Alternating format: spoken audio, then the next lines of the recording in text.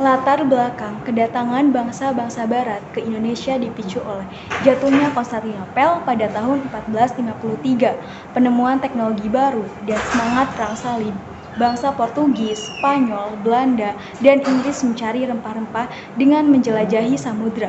Spanyol masuk melalui jalur timur, sementara Portugis melalui jalur barat. Mereka menemukan Kepulauan Nusantara yang kaya rempah-rempah, yang dijuluki Mutiara dari Timur. Tujuan utama mereka adalah untuk meraih keuntungan dan kekayaan, sehingga jumlah kedatangan Eropa meningkat. Persaingan antara perusahaan dagang muncul, di mana Inggris mendirikan East India Company pada tahun 1600 dan mengukuhkan kekuasaan di Nusantara pada tahun 1811.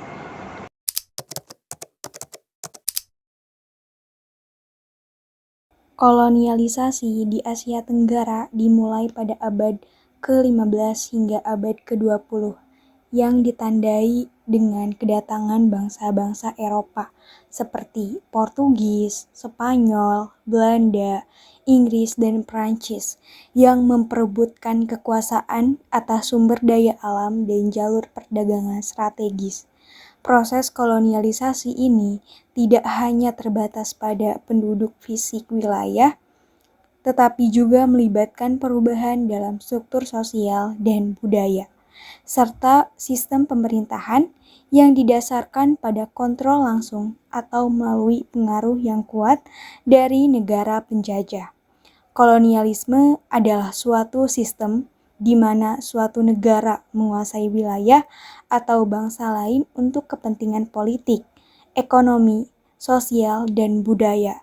Secara garis besar, wujud kolonialisme sebagai suatu ide atau gagasan pergerakan suatu masyarakat sebagai respons atas kondisi alam yang tidak lagi menguntungkan.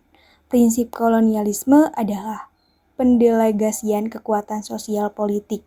Ciri-ciri pokok kolonialisme sebagai berikut. 1.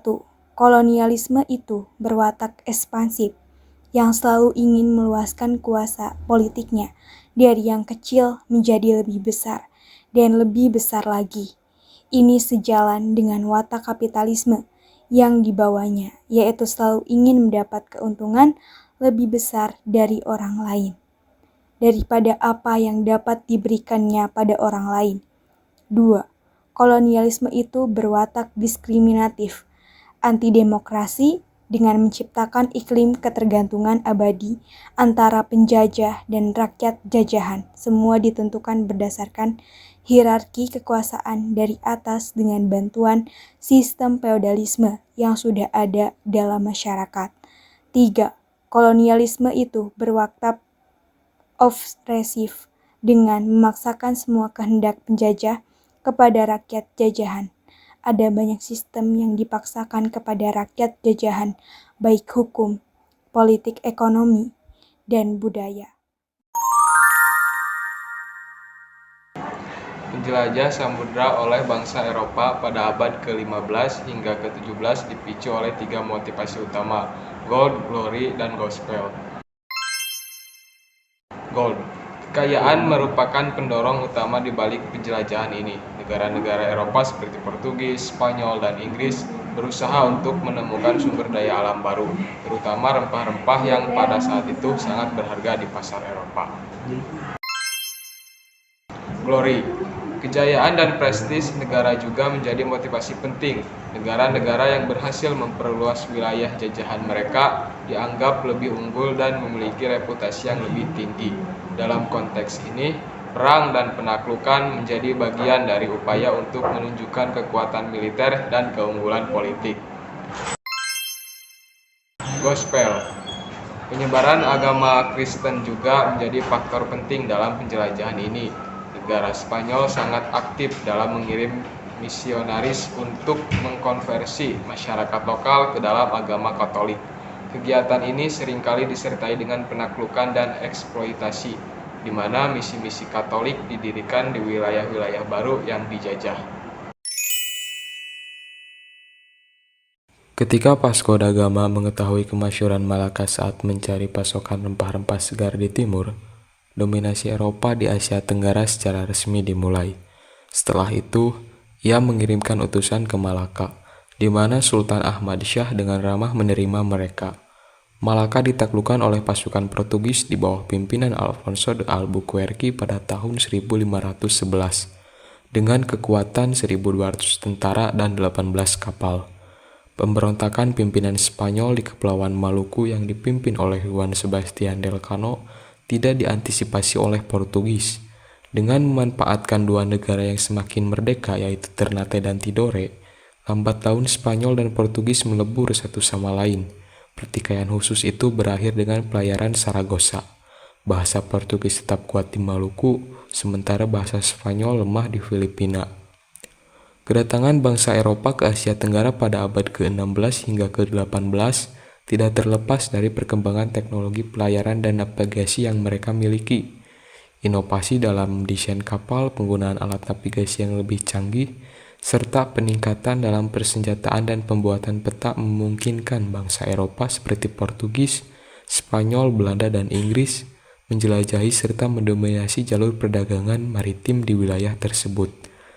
Kemajuan teknologi ini berperan penting dalam kesuksesan ekspedisi mereka serta dalam proses kolonisasi yang mereka lakukan di berbagai wilayah Asia Tenggara. Perkembangan kapal karapel. Kapal ini dikembangkan oleh bangsa Portugis serta memiliki desain yang lebih ramping serta ringan dibandingkan kapal-kapal sebelumnya. Keunggulan utama kapal karapel terletak pada kemampuannya untuk berlayar serta melawan angin dengan lebih efisien. Berkat penggunaan layar segitiga yang fleksibel dan mampu menyesuaikan arah angin, selain itu, kapal ini juga memiliki lambung yang lebih stabil dan kapasitas muatan yang cukup besar, memungkinkan para penjelajah membawa lebih banyak barang, dagangan, serta persediaan selama pelayaran jarak jauh. Penggunaan kompas dan astrolabe. Keberhasilan pelayaran bangsa Eropa juga didukung oleh penggunaan alat navigasi yang semakin canggih. Salah satu alat yang paling penting dalam ekspedisi mereka adalah kompas magnetik. Sebelum adanya kompas, para pelaut hanya mengandalkan petunjuk dari posisi matahari, bintang, atau bentuk daratan di cakrawala. Namun dengan kompas magnetik, mereka dapat menentukan arah mata angin dengan lebih akurat. Bangsa Eropa juga menggunakan astrolabe sebagai alat bantu navigasi. Penggunaan astrolabe sangat membantu dalam perjalanan jarak jauh, karena memungkinkan para navigator untuk menyesuaikan rute pelayaran dan memastikan bahwa mereka tetap berada di jalur yang benar menuju tujuan yang telah ditetapkan. Perkembangan senjata api. Perkembangan dalam bidang persenjataan juga berperan penting dalam ekspansi bangsa Eropa ke Asia Tenggara. Salah satu inovasi utama yang mereka bawa adalah penggunaan senjata api, seperti meriam dan senapan. Sebelum kedatangan bangsa Eropa, kerajaan-kerajaan di Asia Tenggara masih banyak mengandalkan persenjataan tradisional, seperti tombak, panah, dan keris. Dengan keunggulan dalam persenjataan, bangsa Eropa memiliki keunggulan militer yang signifikan dalam menghadapi armada kapal serta pasukan kerajaan-kerajaan lokal. Meriam yang dipasang di kapal-kapal Eropa memungkinkan mereka untuk menguasai jalur perdagangan maritim dengan lebih mudah, karena mereka dapat menyerang kapal musuh dari kejauhan sebelum terjadi pertempuran jarak dekat. Iklim tropis yang hangat di Asia Tenggara menjadi tempat yang ideal bagi berbagai rempah dan herba yang memiliki aroma khas. Di bidang kuliner dan penggunaan lainnya, rempah-rempah di Asia Tenggara umumnya digunakan dalam bentuk segar, kemungkinan besar karena ketersediaannya yang melimpah sepanjang tahun. Beberapa pulau dan daerah di kawasan ini adalah tempat asal beberapa rempah dan herba, antara lain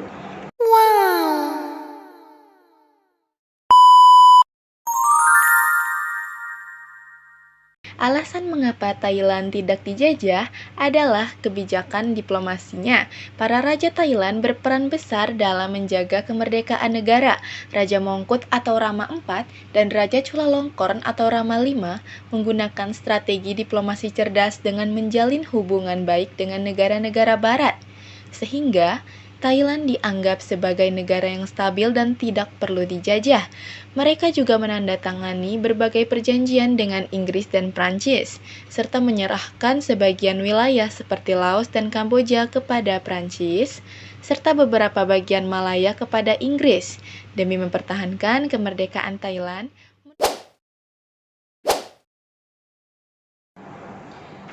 Dampak positif kolonialisme di Asia Tenggara.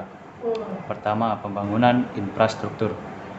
Kolonialisme membawa kemajuan dalam pembangunan infrastruktur seperti jalan raya, pelabuhan, dan sistem kereta api. Infrastruktur ini tidak hanya mendukung kepentingan kolonial, tetapi juga membuka jalur perdagangan yang menghubungkan berbagai daerah di Asia Tenggara. Di bawah kekuasaan kolonial Belanda, misalnya, pembangunan jaringan kereta api di Jawa dan Sumatera mengubah perekonomian lokal dan memfasilitasi ekspansi pertanian komoditas. Peningkatan pendidikan dan penyebaran ilmu pengetahuan. Di beberapa negara seperti Filipina dan Indonesia, kolonialisme memperkenalkan sistem pendidikan formal, meskipun sebagian besar hanya untuk kaum elit. Pendidikan ini membantu memajukan pengetahuan teknis dan administratif, yang pada gilirannya mengembangkan kemampuan intelektual masyarakat setempat. Terakhir, pengenalan sistem hukum dan administrasi diterapkan oleh kolonial membantu mengorganisasi negara-negara Asia Tenggara secara lebih terstruktur. Meskipun dirancang untuk kepentingan penjajah, sistem ini menjadi dasar bagi administrasi pemerintahan modern di banyak negara Asia Tenggara setelah merdeka. Pertama, eksploitasi ekonomi dan ketergantungan.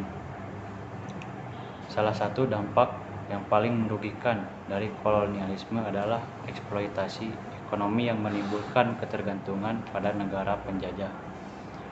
Komoditas seperti rempah-rempah, karet, dan minyak bumi diproduksi untuk keuntungan negara kolonial.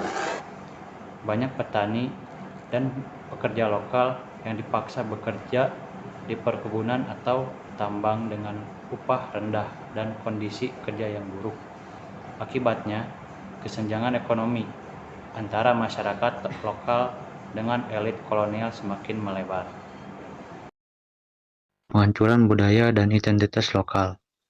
Kolonialisme seringkali membawa kebijakan asimilasi yang berusaha menggantikan budaya asli dengan budaya penjajah. Bahasa, agama, dan kebiasaan kolonial didorong, sementara nilai-nilai tradisional dan sistem sosial lokal dihancurkan. Di Indonesia, misalnya, banyak tradisi lokal yang hampir hilang akibat pengaruh budaya Barat. Selanjutnya, pengaruh negatif terhadap struktur sosial. Kolonialisme juga menciptakan dan memperburuk struktur sosial yang tidak adil. Di bawah sistem kolonial, kelas-kelas sosial yang ada sering kali dibentuk berdasarkan ras atau etnis, dengan elit lokal yang lebih dekat dengan penjajah dan mayoritas rakyat yang harus menderita di bawah penindasan.